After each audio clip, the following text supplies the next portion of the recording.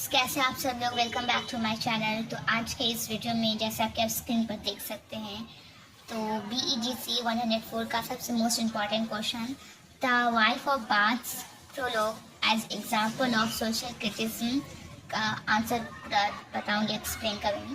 तो आइए वीडियो को स्टार्ट करते हैं। तो इंट्रोडक्शन देखते हैं। Geoffrey Chaucer, The Canterbury Tales, is one of the most famous works in English literature. Among its many characters, the wife of Bath is the most popular and powerful. Her long prologue gives us not only not only detail about her personal life, but also makes important social criticism. Through her story, Chaucer talks about women's position, marriage, gender roles, religions, and society's double standards. The prologue becomes a strong example of criticizing the problems in medieval society. तो इसमें ये बताया गया है जो चौसर है वो Canterbury tales के क्या है ऑथर, यानी इनका सबसे मोस्ट फेमस वर्क चौसर का द कैंटरबरी टेल्स है इंग्लिश लिटरेचर में। और इनकी जितने भी कैरेक्टर्स हैं वो सारे कैरेक्टर्स में सबसे मोस्ट पॉपुलर एंड पावरफुल जो कैरेक्टर है द वाइफ ऑफ बाथ का ही कैरेक्टर है। और उनका जो प्रोलोग है वो हम लोगों को एक उसके बारे में, वाइफ ऑफ बाथ के बारे में पूरा पर्सनल डिटेल्स और उसका पर्सनल लाइफ के बारे में पूरा बताता है। और सिर्फ उसके हम लोगों को सिर्फ लाइफ के बारे में ही नहीं बताता है, वो पूरा एक सोशल मतलब समाज पर, सोसाइटी पर एक सोशल क्रिटिक्स भी करता है। और उसके स्टोरी से मतलब उसके कैरेक्टर से स्टोरी से चौसर क्या करते हैं, क्रिटिक्स करते हैं। किस पर क्रिटिक्स करते हैं? रिलीजन्स पर, जेंडर रोल्स पर, सोसाइटी पर, डबल स्टैंडर्ड्स पर, ये सारी चीज़ों पर ऑथर मतलब जो चौसर है उसकी स्टोरी के थ्रू क्रिटिक्स करते हैं, बात करते हैं सारी चीज़ों पर। और उसका प्रोलोग जो है बहुत ही ज़्यादा स्ट्रांग है और मेडिवल सोसाइटी में जो प्रॉब्लम थे वो सारे प्रॉब्लम पर क्रिटिसाइज करता है। Then this essay will explain in simple language how the wife of Bath's prologue is a great example of social criticism, showing how Chaucer used this character to question the roles and ideas of his time. तो ये जो हम नीचे पूरे लिखे हैं वो simple language में से बहुत ही अच्छे से समझ में आ जाएगा उस प्रोलोग से कि सोशल क्रिटिसिज्म का बहुत ही ग्रेट एग्जाम्पल है कि कैसे चौसर ने यूज़ किया है कैरेक्टर को अपनी आइडिया और रोल्स को प्रैक्टिस करने के लिए, शो करने के लिए। तो आइए देखते हैं। 1 नंबर में criticism of marriage system. The wife of Bath has been married 5 times. She speaks openly about all her marriages in medieval times. People believe that women should be quiet and loyal to their husbands, but the wife of Bath is not like that, she says. बोल रहे हैं कि wife of bath जो है उन्होंने 5 बार शादियाँ की हैं और बहुत ही ओपनली स्पीक करती हैं, बोलती हैं अबाउट मैरिज को लेकर। लेकिन मेडिवल टाइम में ये लोग बिलीव करते थे कि वुमेन को क्या चुप रहना चाहिए, लॉयल रहना चाहिए अपने हस्बैंड से। लेकिन वाइफ ऑफ बाथ का रोल यहाँ पर कुछ अलग है, उससे बहुत ही डिफरेंस है। वो क्या कहती हैं? Experience though no written authority is enough for me.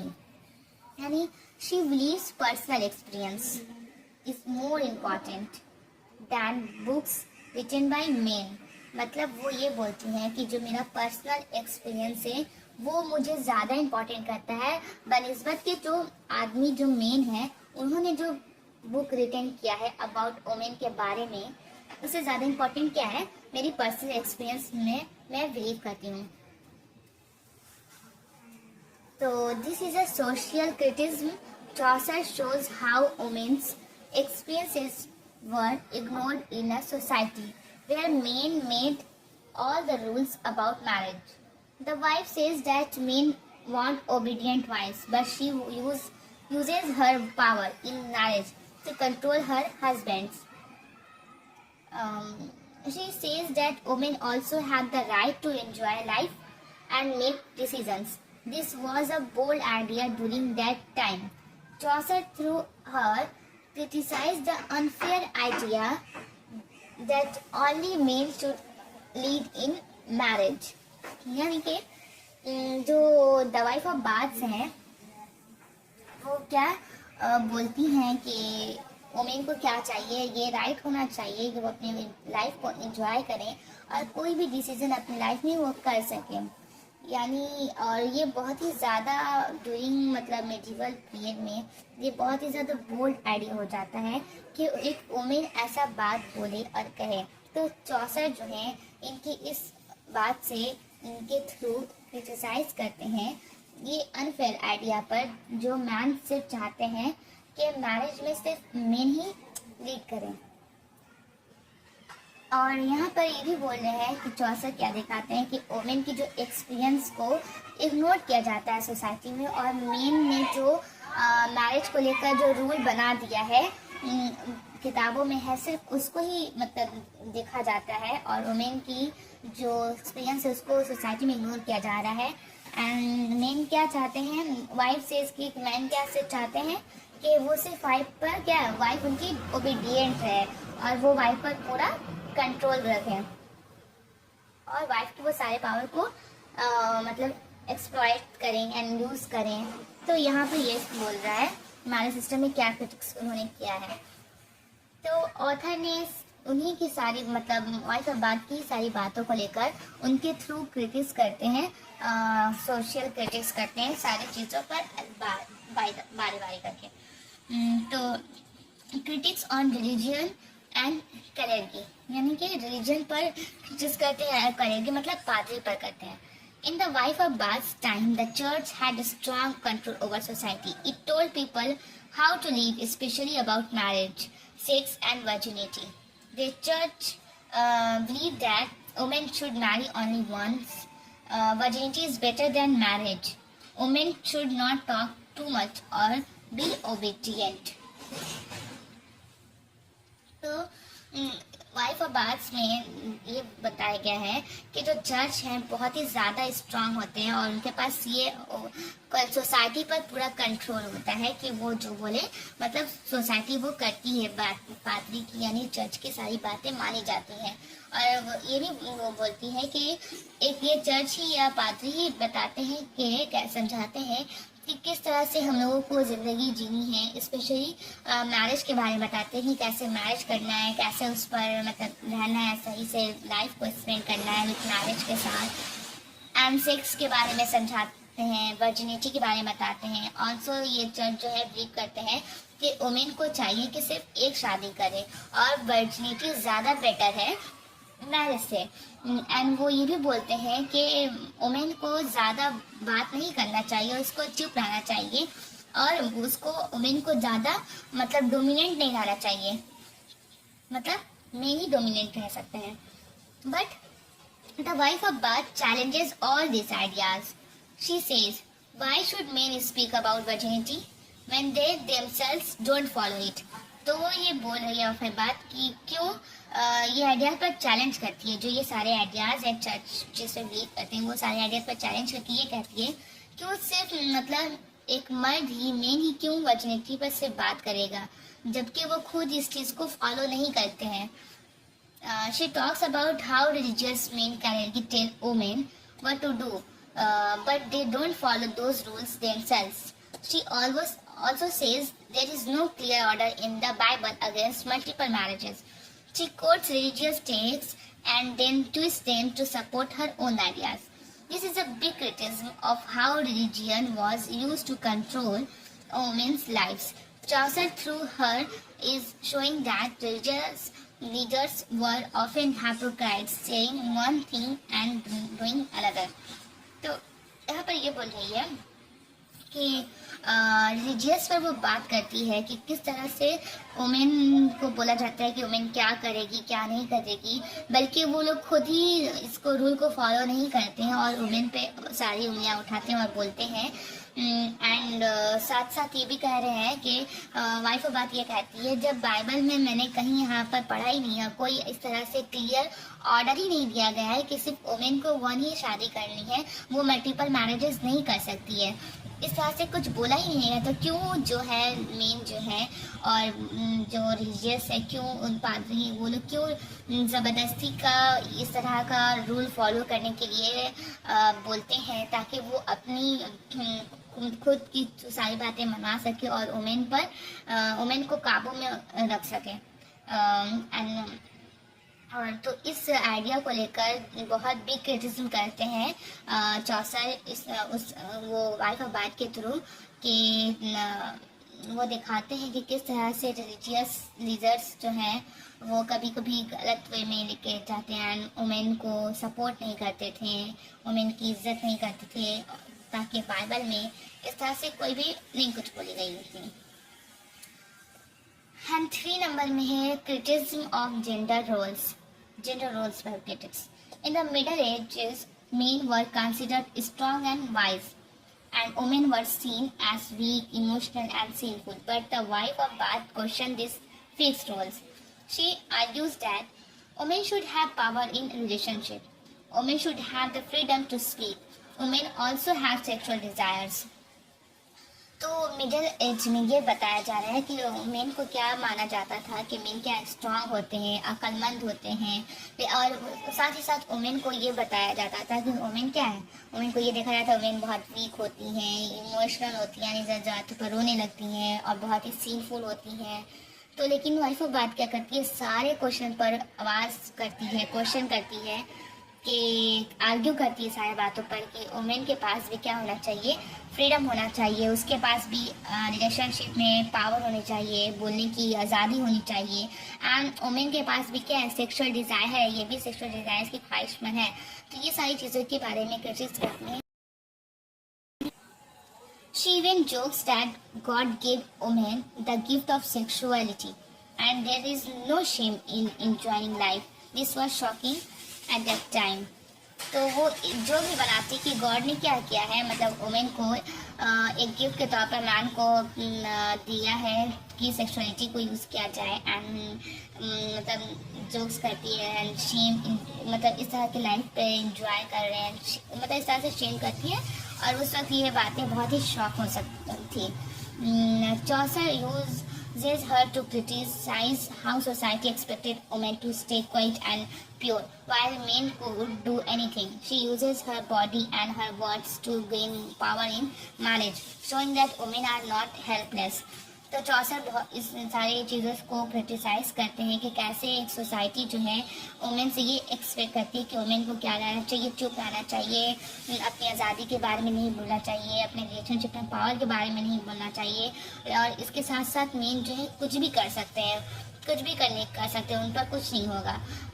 And women किस तरह से उनकी मतलब उनकी बॉडी को यूज़ करते हैं एंड उनके वर्ड को यूज़ करते हैं ताकि मैरिज में उनको और ज़्यादा पावर मिल सके।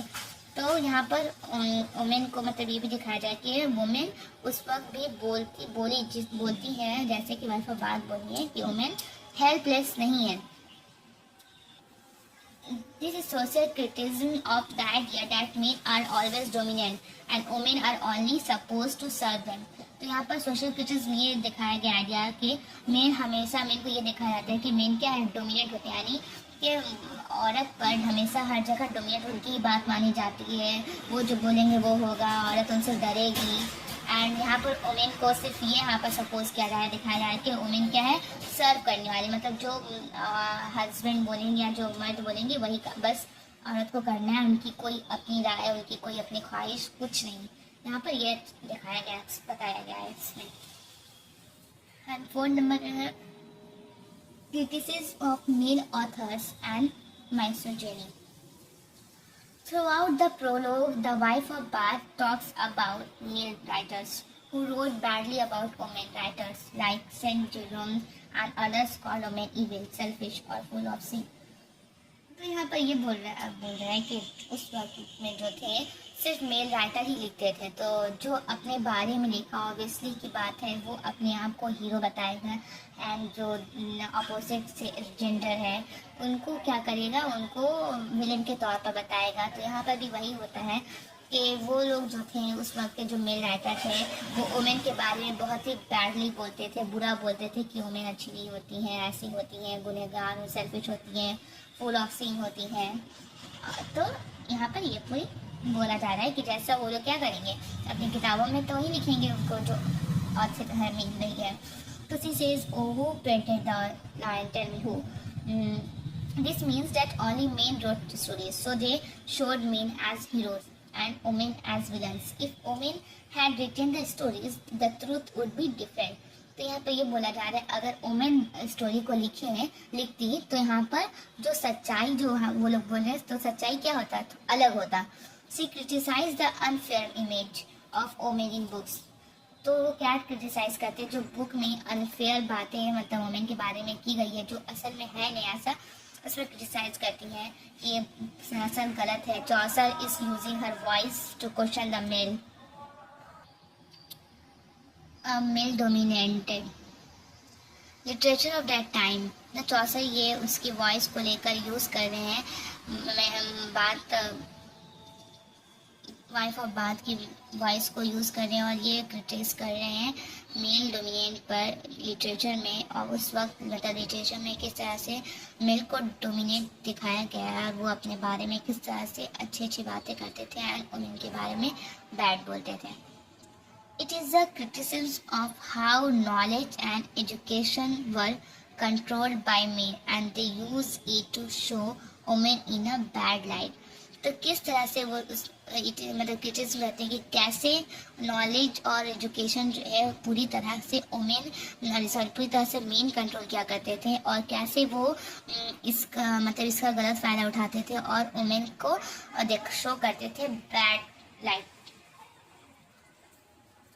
Social class and money in marriage. The wife of Bath also talks a lot about wealth and class. She says she married old rich men to get their money and control. She used trick, lies, and smart speech to control them. This may seem wrong, but it shows something deeper. So, in medieval times, marriage was a business deal. Women were married off for money and property. Love was not important in many marriages.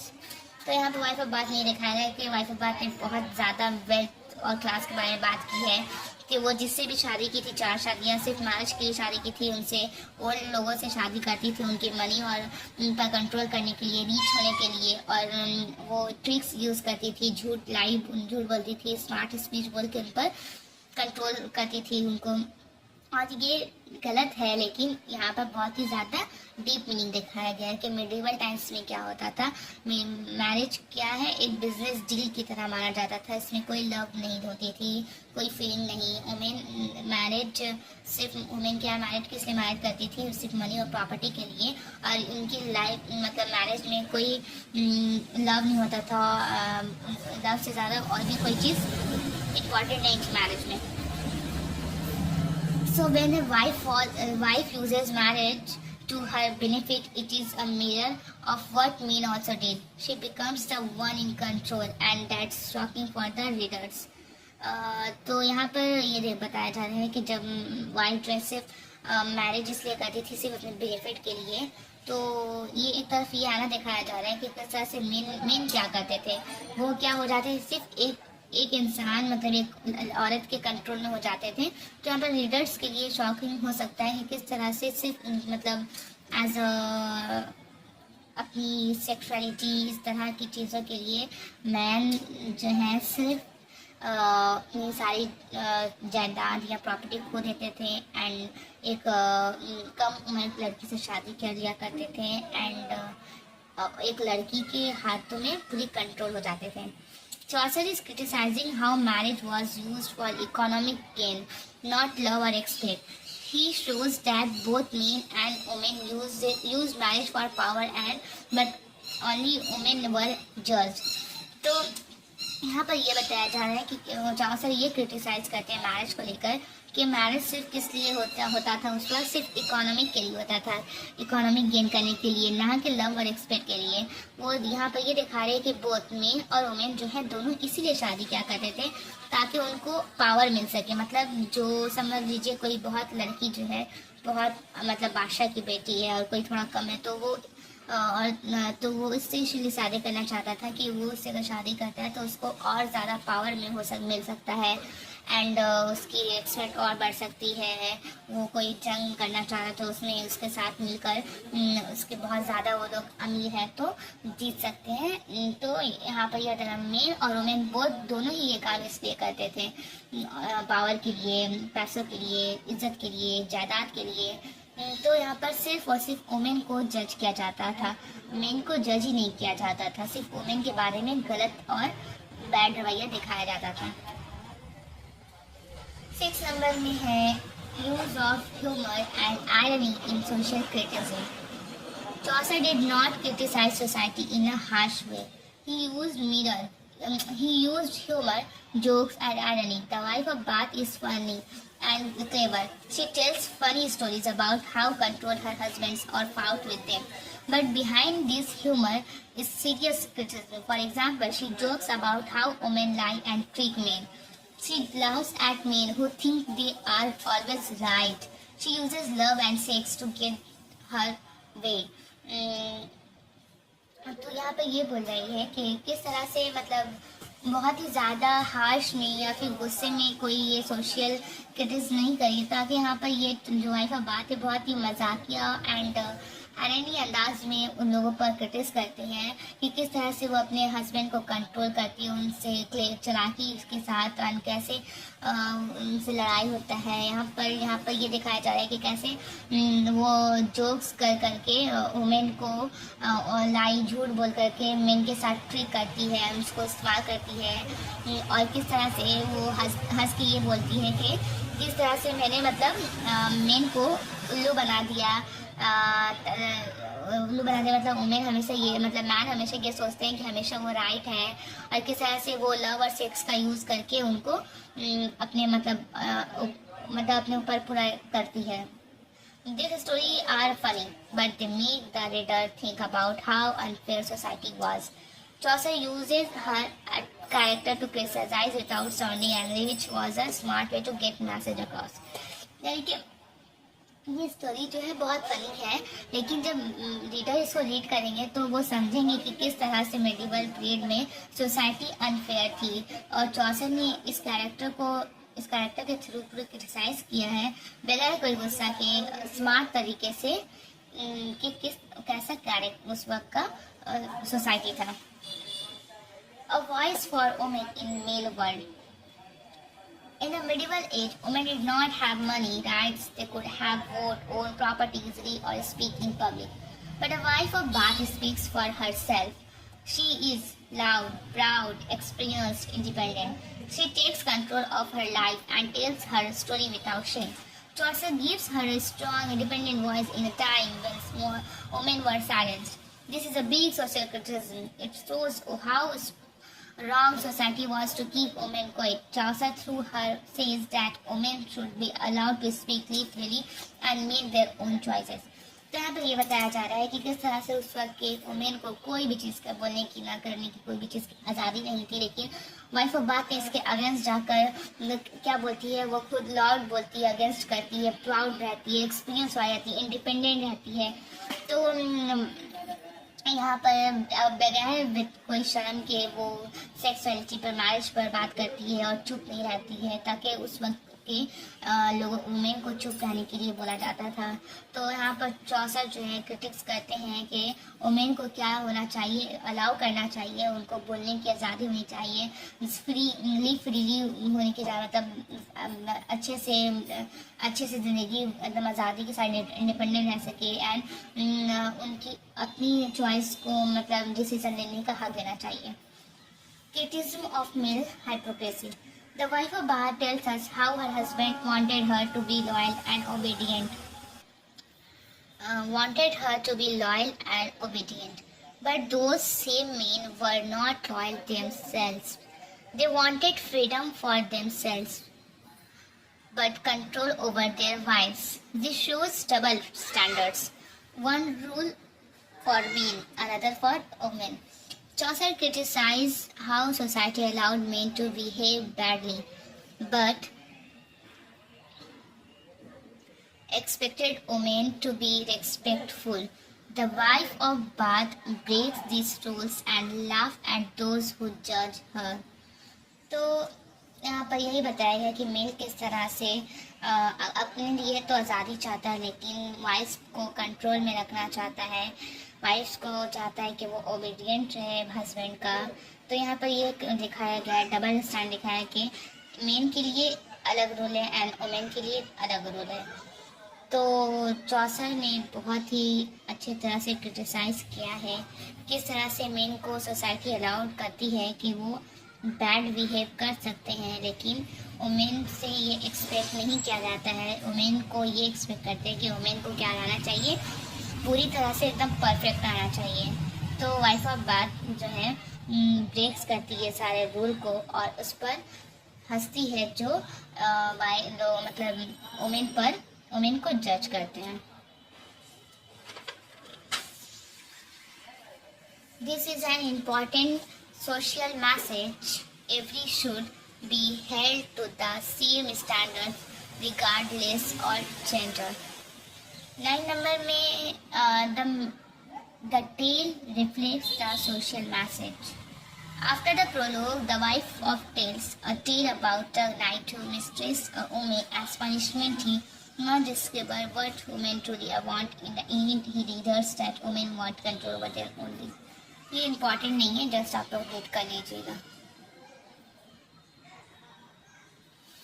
And 3 number में देखते हैं relevance today, मतलब आज से relevant करते हैं। Even though the wife of Bath prologue was written in the 4th century, it is still relevant today. Many of the social issues she speaks about still exist. मतलब ऐसे बहुत सारे social issues उसने जो बोली है जो अब तक एग्जिस्ट करते हैं, जैसे gender inequality, control in marriage, religious hypocrisy, women's freedom of speech।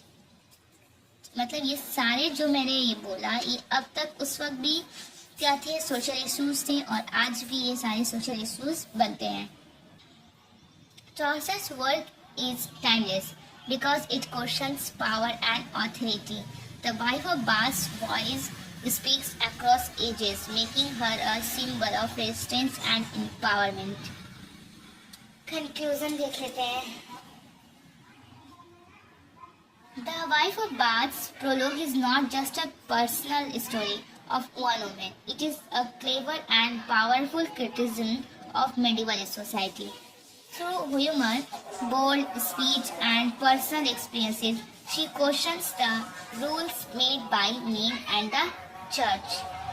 Chaucer uses this character to show us how marriage, religion, gender and literature were used to control women. तो यहाँ पर जो बोल रहे हैं, जो वाइफ ऑफ बाथ का जो प्रोलॉग है, ये सिर्फ एक सिंगल वुमेन का स्टोरी नहीं है, ये उस वक्त मेडिवल एज का स्टोरी है, पूरा एक सोसाइटी का स्टोरी है जो बहुत ही पावरफुल क्रिटिसिज्म करता है और बहुत ही क्लेवर के साथ ये स्टोरी को बताया गया, सुनाया गया है, विथ ह्यूमर के साथ, bold speech and personal experience के साथ। और वो क्वेश्चन भी करती है ये वो रूल्स पर जो मेन और चर्च ने सिर्फ बनाए अपने ज़रिया। और चौसर ये सारे कैरेक्टर का यूज़ करके चौसर भी है क्रिटिक्स करता है कि हाउ मैरिज कैसे होना चाहिए, रिलीजन कैसे, जेंडर एंड लिटरेचर पर यूज टू कंट्रोल वुमेन। ये सारे चीज़ों को यूज़ करके वुमेन पर कंट्रोल किया जाता था उस वक्त। How women can resist and speak out, कैसे वुमेन रेसिस्ट कर सकती है और कैसे बोल सकती है। How society needs to listen to all voices not just the powerful ones. तो कैसे सोसाइटी को ज़रूरत है सिर्फ वॉइस को सुनने की, ना सिर्फ के पावरफुल वॉइस को सुनना बल्कि सारे वॉइस को सुनना की कैसे ज़रूरत है। This makes the wife of Bath's prologue a masterpiece of social criticism told through the words of a woman who refuses to stay silent। तो ये जो वाइफ ऑफ बाथ का जो प्रोलॉग एक मास्टर पीस सोशल क्रिटिसिज्म का prologue है, जो ये उसके वर्ड्स के थ्रू ये बताता है कि कैसे वुमेन अब जो है उस वक्त साइलेंट रहने से मना करती है, एकदम openly, bold and with confident.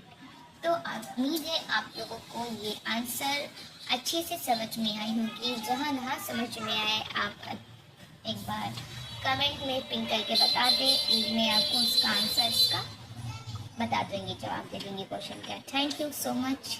अगर आप मेरे चैनल पर नए हैं तो प्लीज़ चैनल को सब्सक्राइब कर लें, ताकि मुझे और मेरी इंक्रीजमेंट हो, मैं और वीडियो बनाऊं आप लोगों के लिए।